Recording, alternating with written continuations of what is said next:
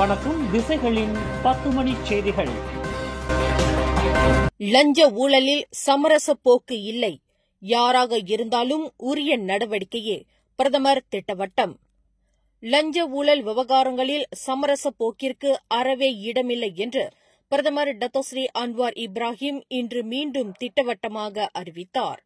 அவர்கள் யாராக இருந்தாலும் SPRM தனது கடமையை செய்யும், சட்டம் பாயும், அதில் தாம் தலையிடப் போவதில்லை என்று பிரதமர் உறுதி கூறினார். எந்தவொரு விவகாரத்திலும் லஞ்ச ஊழல் இருந்து அதற்கான ஆதாரங்கள் கிட்டுமானால் அதனை SPRM தோண்டி எடுக்கும்.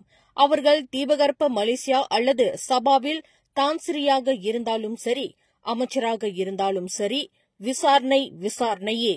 சமரசத்திற்கு ஒருபோதும் இடம் கிடையாது. குற்றம் இழைத்திருந்தால் அவர்களுக்கு நிச்சயம் சிறையே என்று பிரதமர் எச்சரித்தார். சபாவிற்கு வருகை மேற்கொண்டுள்ள பிரதமர் இன்று கோத்தா கினபாலுவில் நிகழ்த்திய உரையில் இதனை வலியுறுத்தினார்.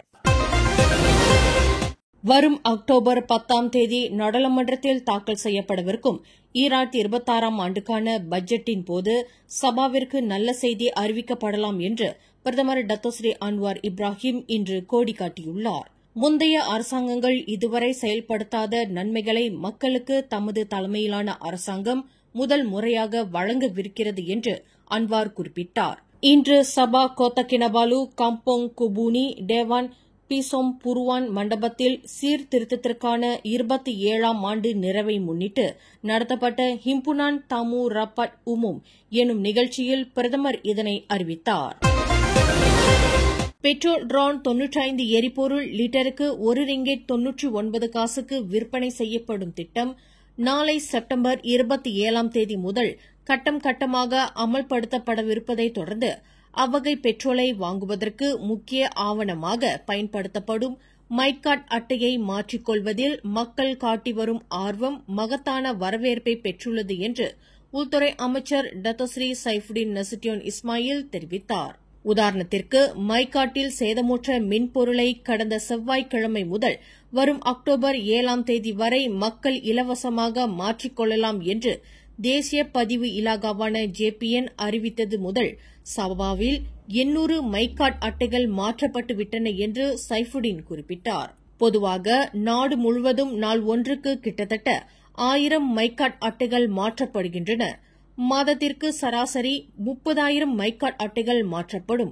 ஆனால் சபாவில் ஓரிரு நாட்களில் 800 மைகாட் அட்டைகள் மாற்றப்பட்டுள்ளன என்றால் மக்களிடையே மகத்தான வரவேற்பு கிட்டியுள்ளது என்று சைஃபுடின் தெரிவித்தார்.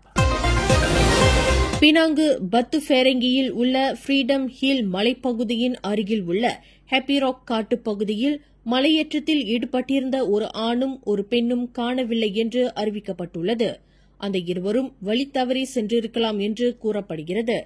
பினாங்கு தீயணைப்பு மற்றும் மீட்புத்துறையின் உதவி இயக்குநர் ஜான் சாகுன் பிரான்சிஸ் கூறுகையில், இந்த சம்பவம் குறித்து இன்று வெள்ளிக்கிழமை பிற்பகல் 2:38 மணிக்கு தாங்கள் அவசர அழைப்பை பெற்றதாகவும் பகான் ஜெர்மல் தீயணைப்பு மீட்பு நிலையத்திலிருந்து 6 வீரர்கள் சம்பவ இடத்திற்கு அனுப்பப்பட்டதாகவும் தெரிவித்தார். முதற்கட்ட பணியாக மலையேறிகளான அந்த ஆணும் பெண்ணும் வாட்ஸ்அப் மூலம் பகிர்ந்து கொண்ட இடத்தை அடிப்படையாக கொண்டு தேடுதல் நடவடிக்கை தொடங்கப்பட்டுள்ளதாக அவர் குறிப்பிட்டார். மாலை 5 மணி நிலவரப்படி காட்டில் வழி தவறி சென்றதாக கருதப்படும் அந்த இருவரையும் தேடும் பணி தொடர்ந்து நடைபெற்றுக் கொண்டிருப்பதாக தெரிவிக்கப்பட்டுள்ளது என்று ஜான் சாகுன் பிரான்சிஸ் குறிப்பிட்டார். வேனும் 4-வீல் டிரைவ் வாகனம் ஒன்றும் மோதிக்கொண்ட விபத்தில் இருவர் உயிரிழந்தனர். இதர 9 பேர் காயமுற்றனர். இந்த சம்பவம் இன்று முற்பகல் 11:50 மணியளவில் சிபு பான்போனியோ நெடுஞ்சாலையில் பொத்தோங் கிளினிக் ஸ்கிராங் அருகில் நிகழ்ந்தது. உயிரிழந்த 2 ஆண்களும் வேனில் பயணித்த 8 பேரில் அடங்குவர் என்று சரவா மாநில தீயணைப்பு மீட்புப் படை செயலாக்க மையம் தெரிவித்தது. வேனில் பயணித்தவர்களில் 6வரும் லேண்ட் குரூசர் ரக 4-வீல் டிரைவ் வாகனத்தில் பயணித்த 3 இதில் காயமடைந்தனர். இதில் கடுங்காயங்களுக்கு ஆளான 6 பொத்தோங் மருத்துவமனையில் சேர்க்கப்பட்டுள்ளதாக அந்த மையம் தெரிவித்தது. ஜொஹூர் ஸ்கூடாய் மலேசிய தொழில்நுட்ப பல்கலைக்கழகத்தின் பலாபேஸ் பயிற்சி மாணவர் சம்சுல் அரிஸ் சம்சுடின் மரணம் தொடர்பான விசாரணை முடியும் வரையில் எந்தவொரு அறிக்கையும் வெளியிடக்கூடாது என்பதற்கு தற்காப்பு அமைச்சும் இணக்கம் தெரிவித்துள்ளதாக ஷாலாம் உயர்நீதிமன்றத்தில் இன்று தெரிவிக்கப்பட்டது. அந்த மாணவரின் 45 வயது தாயார் ஹுமு ஹைமான் பி டாலகன் தாக்கல் செய்த அறிவிப்பை தொடர்ந்து பிரதிவாதிகள் இந்த உடன்பாட்டிற்கு ஒப்புக்கொண்டுள்ளனர் என்று அந்த மாதுவின் சார்பில் ஆஜராகியுள்ள வழக்கறிஞர் டத்தோ நரன் சிங் தெரிவித்தார். பிரதிவாதிகள் சார்பில் ஆஜராகியுள்ள கூட்டரசு முதிர்நிலை வழக்கறிஞர் ருசிசா சீடேக் வழங்கிய அந்த உடன்பாட்டிற்கான நகல் கடிதத்தை தாங்கள் பெற்றுள்ளதாக நரன் சிங் குறிப்பிட்டார். இந்த வழக்கு விசாரணை முடியும் வரையில் பயிற்சி மாணவரின் மரணம் தொடர்பில் தற்காப்பு அமைச்சும் தகவல் சாதனங்களின் எந்தவொரு அறிக்கையும் வெளியிடக்கூடாது என்பதற்கு உடன்பட்டுள்ளனர் என்று நரன் சிங் நீதிமன்றத்தில் தெரிவித்தார். 2026ஆம் ஆண்டு சிங்கப்பூரில் நடைபெறவிருக்கும் உலகளாவிய காலமுறை மதிப்பாய்வு மாநாட்டில் பங்கேற்கவிருக்கும் ஐநா உறுப்பு நாடுகள் சிங்கப்பூரில் நடைமுறையில் இருந்து வரும் மரண தண்டனை முறை மறுபரிசீலனை செய்யப்பட வேண்டும் என வலியுறுத்த வேண்டும் என்று 4 மனித உரிமை குழுக்கள் கேட்டுக் கொண்டுள்ளன. போதைப் பொருளை கடத்திய குற்றத்திற்காக ஒரு மலேசிய பிரஜையான 39 வயது கே தட்சிணாமூர்த்திக்கு நேற்று மரண தண்டனை விதிக்கப்பட்டதைத் தொடர்ந்து மனித உரிமை குழுக்கள் இந்த கோரிக்கையை முன்வைத்துள்ளன.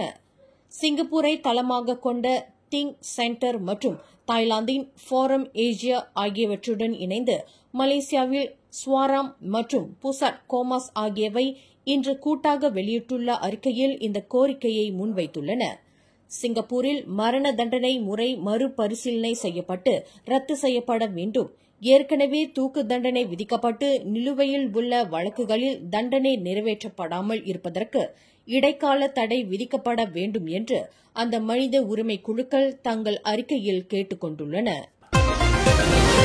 கடந்த 2022ஆம் ஆண்டு பொதுத் தேர்தல் மற்றும் 2023ஆம் ஆண்டு மாநில சட்டமன்ற தேர்தல் பிரச்சாரத்தின் போது பரிக்கத்தன் நேஷனல் ஏற்பாடு செய்த 2 பிரச்சார நிகழ்வுகளில் தன்னை அவதூறாக பேசியதற்காக ஸ்லாங்கூர் பாஸ் சட்டமன்ற உறுப்பினர் ஒருவர் ஜாசேகா பாங்கி எம்பி ஷாரேசான் ஜொஹானிடம் பகிரங்க மன்னிப்பு கேட்டுக் கொண்டுள்ளார். ஜாசேகா பாங்கி எம்பி ஷாரேசான் ஜொஹான் கம்யூனிச சித்தாந்தத்தை ஆதரிக்கும் ஒரு நேர்மையற்ற மற்றும் மதச்சார்பற்ற முஸ்லிம் என்று குற்றஞ்சாட்டியது மூலம் தாம் தவறு இழைத்துவிட்டதாக ஸ்லாங்கூர் சுங்கைரமால் பாஸ் சட்டமன்ற உறுப்பினர் முகமது ஷஃபிங்கா தனது மன்னிப்பு கோரிக்கையை முகநூலில் பதிவிட்டுள்ளார். தம்முடைய அறிக்கைகள் முற்றிலும் உண்மையற்றவை, ஆதாரமற்றவை மற்றும் தகுதியற்றவை என்பதை தாம் ஒப்புக்கொள்வதாக அந்த பாஸ் சட்டமன்ற உறுப்பினர் தமது மன்னிப்பு கோரிக்கையில் தெரிவித்துள்ளார்.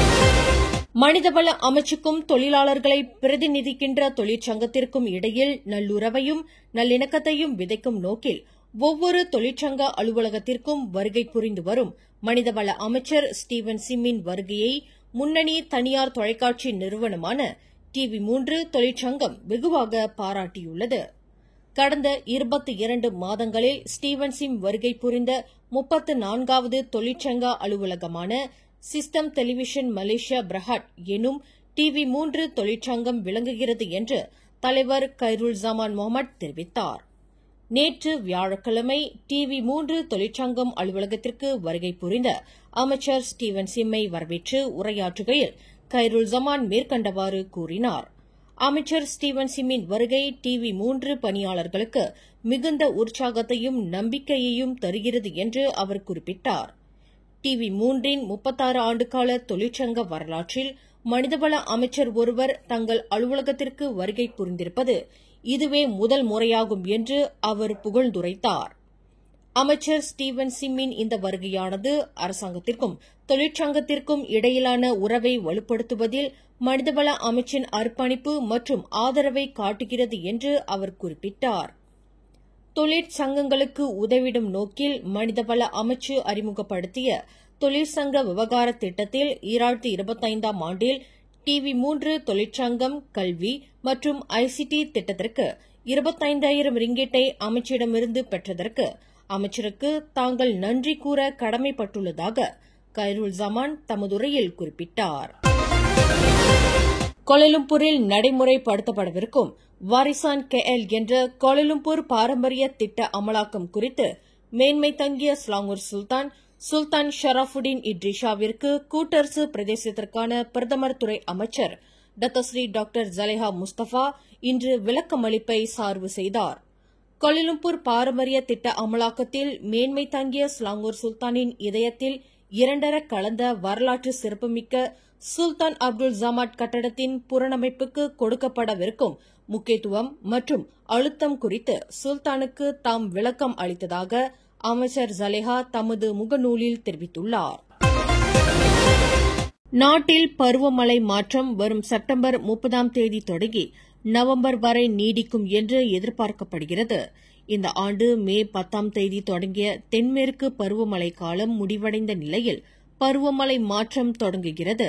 இந்த பருவமழை மாற்று கட்டத்தில் நாடு பல்வேறு திசைகளிலிருந்து பலவீனமான காற்றை எதிர்கொள்ளும் என்று மலேசிய வானிலை ஆய்வுத்துறையான மெட் மலேசியா ஓர் அறிக்கையில் தெரிவித்துள்ளது. இந்நிலையில் இடியுடன் கூடிய மழை உருவாக வழிவகுக்கும். அது குறுகிய காலத்தில் குறிப்பாக பிற்பகல் மற்றும் மாலை நேரங்களில் அதிக மழை மற்றும் பலத்த காற்றுடன் இருக்கும் என்று அந்த அறிக்கையில் கூறப்பட்டுள்ளது. தீபகற்ப மலேசியாவில் மேற்கு மற்றும் உட்புற பகுதிகள் சபா மற்றும் சரவா மாநிலங்களிலும் மேற்கிலும் இத்தகைய பாதிப்புகளின் தாக்கம் இருக்கும் என்று அது தெரிவித்துள்ளது. இன்று வெள்ளிக்கிழமை காலை 11:50 மணிக்கு ஆஸ்திரேலியாவின் சிட்னி நகரிலிருந்து புறப்பட்ட குவாண்டஸ் ஏர்வேஸ் விமானத்தில் திடீரென்று அவசர சமிஞை விளக்கு மினுமினுத்ததைத் தொடர்ந்து விமானிகள் பதற்றம் அடைந்தனர். விமானத்தில் தீ ஏற்பட்டிருக்குமோ என்று சந்தேகப்பட்ட விமானி உடனடியாக மே டே கால் என்கிற அவசர உதவிக்கான அழைப்பை விடுத்தார். நியூசிலாந்தின் ஆக்லாந்து விமான நிலையத்தில் அவசர சேவை வாகனங்கள் விரைவாக தயாராகின. ஆஸ்திரேலிய விமான நிறுவனத்திற்கு சொந்தமான போயிங் 737 ரக குவாண்டஸ் ஏர்வேஸ் விமானம் பின்னர் ஓடுபாதையில் பாதுகாப்பாக தரையிறங்கியது. விமானத்தில் இருந்த 156 பயணிகளும் வெளியேற்றப்பட்டனர். அதிகாரிகள் விமானத்தை சோதித்ததில் தீக்கான அறிகுறிகள் எதுவும் தெரியவில்லை. புகையும் இல்லை என்று அதிகாரிகள் கூறினர். மேலும் செய்திகளை தெரிந்து கொள்ள கீழே இருக்கும் பெல் பட்டனை அழுத்துங்கள். உங்கள் மகிழ்ச்சியை வெளிப்படுத்த லைக் மற்றும் ஷேர் செய்யுங்கள். தொடர்ந்து திசைகளோடு இணைந்திருக்க சப்ஸ்கிரைப் செய்யுங்கள்.